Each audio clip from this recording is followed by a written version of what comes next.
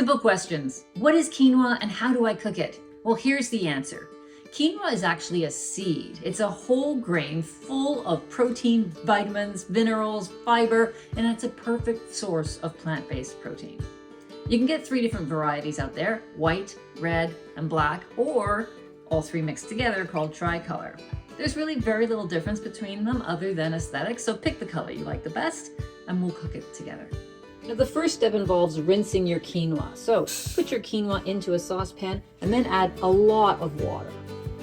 Swirl the quinoa around to get all the quinoa wet and washed, and then pour off as much as you can, as carefully as you can, using a fine strainer to catch any of the loose quinoa from the top.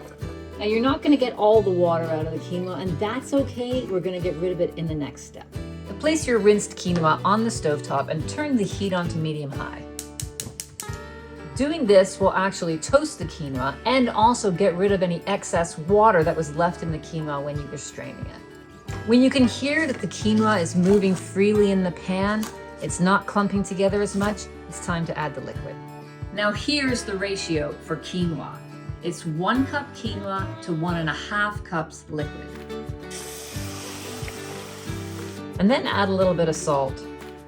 Bring that to a boil. Go ahead and turn that temperature down. Cover it with the lid askew. You want a little bit of steam to escape. Time for 20 minutes. After 20 minutes, come back and check the quinoa. Take a look.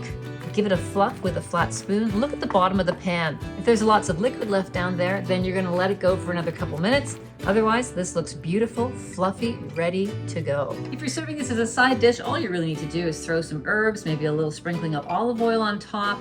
But quinoa is delicious in soups, as a quinoa salad. You can put it into chilies. You can do so much with it.